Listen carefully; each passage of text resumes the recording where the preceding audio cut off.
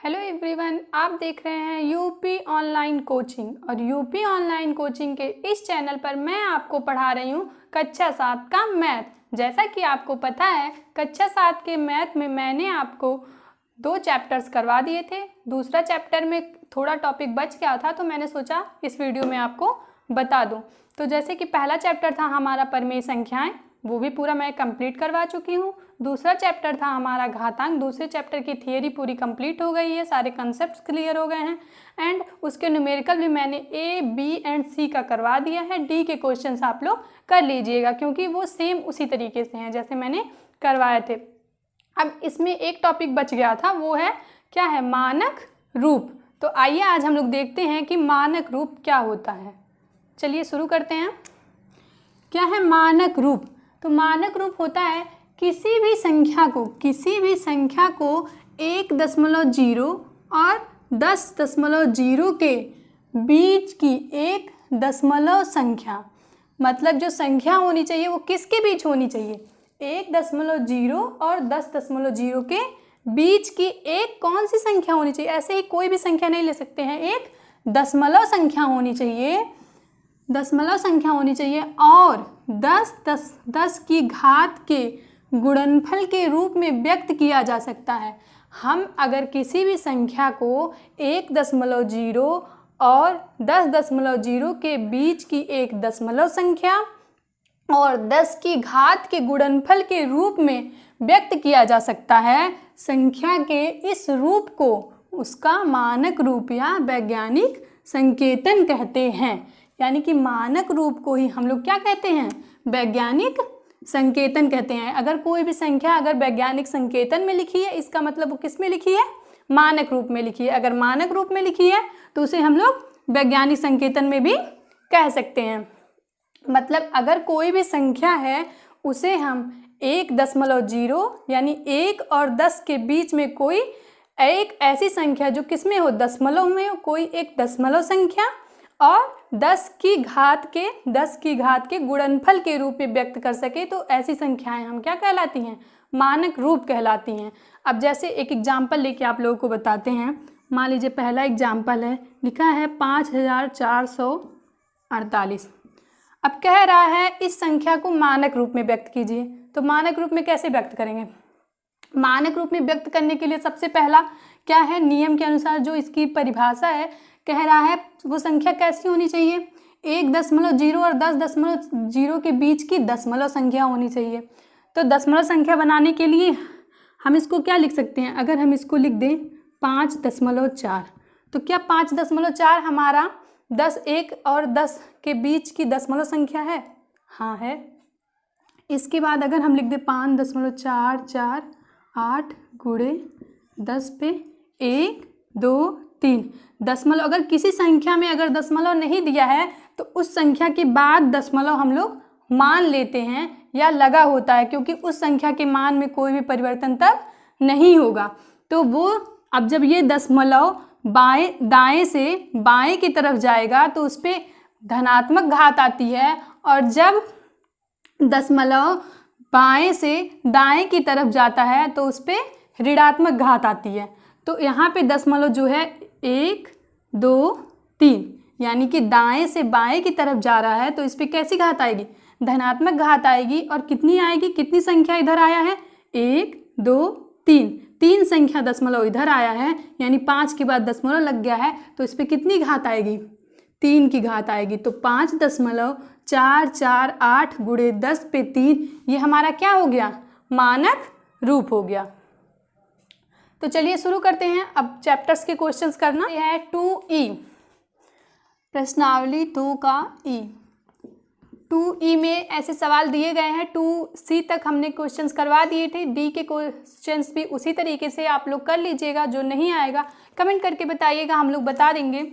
और 2E के questions मैं आप लोगों को करवा रही हूँ, 1-2 क्वेश्चंस करवा दूंगी, बाकी क्वेश्चंस आप लोग कर लीजिएगा। जैसे पहला क्वेश्चन दिया है 2E में, दिया है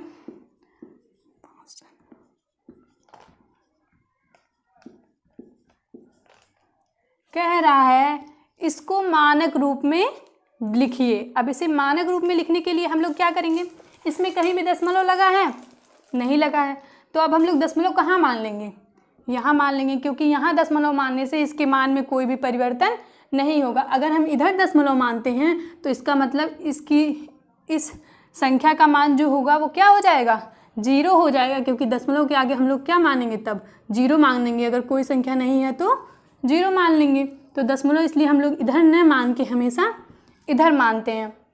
मानक रूप में व्यक्त करना है। मानक रूप की परिभाषा हमने आपको क्या बताया था कि उसकी संख्या जो पहले वो संख्या क्या होनी चाहिए, 1 और 10 के बीच की एक दशमलव संख्या होनी चाहिए। तो 1 और 10 के बीच की दशमलव संख्या बनाने के लिए हम लोग क्या करेंगे, 6.2 लिख देंगे, 6.2 लिख देंगे। अब यहाँ से दशमलव इधर कितने अंक खिसका है, 1 2 3 4 5 6 7 8 गुणे 10 पे 8। 10 पे 8 प्लस का क्यों आया है, क्योंकि यहाँ पे क्या हो रहा है, दशमलव दाएं से बाएं की तरफ चल रहा है। जब दशमलव जो होता है दाएं से बाएं की तरफ खिसकता है तो उस पर प्लस आता है, मतलब धनात्मक घात आती है। और जब दशमलव बाएं से दाएं की तरफ खिसकता है तो उस पर ऋणात्मक घात आती है। इसलिए यहाँ पे दशमलव 1 2 3 4 5 6 7 और 8 अंक दशमलव बाएं तरफ खिसका है, इसलिए यहाँ पे जो 8 आया है वो किसका आया है, धनात्मक आया है। दूसरा क्वेश्चन क्या कह रहा है, 0.0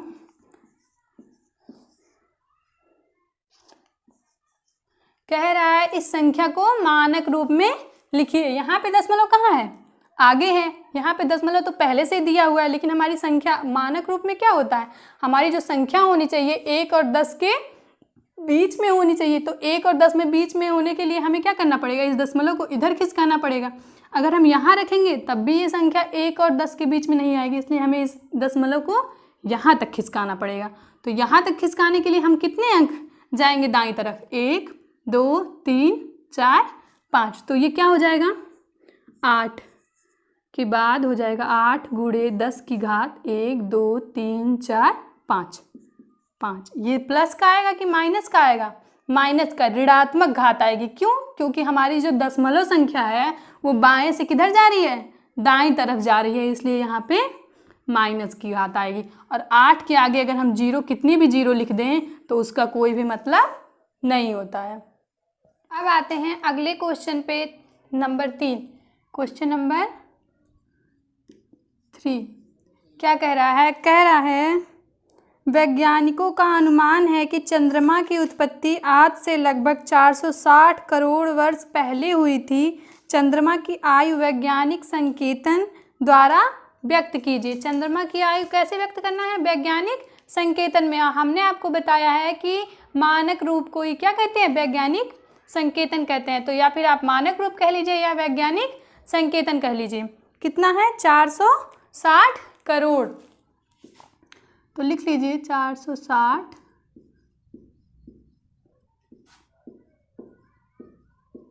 इकाई, दहाई, सैकड़ा, हजार, 10,000, लाख, 10 लाख, करोड़, 10 करोड़,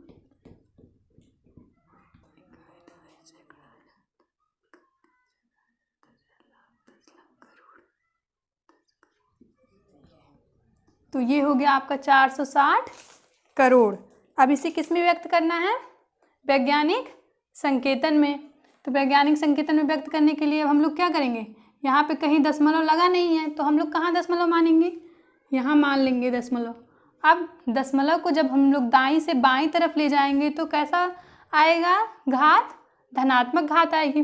तो पहले हम लोग दशमलव के यहाँ से यहाँ खिसकाएंगे तो क्या आ जाएगा, 4.6 गुणे 10 की घात 1 2 3 4 5 6 7 8 9, 10 की घात 9, 2 4 6 8 9, यानी 4.6 गुणे 10 की घात 9। ये क्या हो गया, इसका मानक रूप या वैज्ञानिक संकेतन हो गया।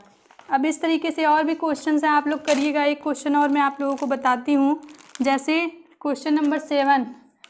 क्वेश्चन नंबर 7 क्या कह रहा है, निम्नांकित को साधारण संख्या के रूप में लिखिए। अगर कोई संख्या मानक रूप या वैज्ञानिक रूप में लिखी हुई है तो उसे साधारण संख्या में कैसे लिखेंगे, ये आपको बताते हैं। जैसे एक क्वेश्चन दिया है, इसमें पहला क्वेश्चन 2.5 गुणे 10 की घात 4। यहाँ पे 10 की घात जो है वो क्या है, धनात्मक है। धनात्मक है तो धनात्मक है तो जो ये दशमलव है वो किधर जाएगा, दाईं तरफ जाएगा। तो क्या हो जाएगा 2.5, तो ये जब दशमलव इधर जाएगा तो कितनी बार, 1 2 3 4, यहाँ पे कितनी है 10 की घात 4 है, तो 4 अंक दशमलव इधर चला जाएगा तो कितना हो जाएगा 25,000। कितना हो जाएगा 25,000। अगला क्वेश्चन इसी में दिया है 1.75 गुणे 10 की घात -6। अब इसे कैसे लिखेंगे, इसे लिखने के लिए हम लोग 10 की घात कितना है -6। -6 मतलब जो दशमलव संख्या दशमलव होगा, दशमलव किधर जाएगा, दशमलव बाईं तरफ जाएगा। तो बाईं तरफ जब जाएगा कितने अंक जाएगा, 6 अंक जाएगा। तो 6 अंक बाएं ले जाइए दशमलव, तो ये 1 2 3 4 5 6, यानी कि 6 अंक जब दशमलव इधर जाएगा तो क्या हो जाएगा 0.000000175।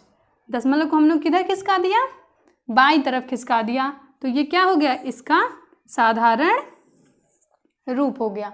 बाकी सारे क्वेश्चंस आप लोग लगा लीजिएगा, जो नहीं आएगा कमेंट बॉक्स में बता दीजिएगा, हम लोग आपको बता देंगे। तो आज का ये चैप्टर यहीं पे क्लोज होता है, यहीं पे ख़त्म होता है। नेक्स्ट वीडियो में हम लोग अगले चैप्टर पे आएंगे। Thanks for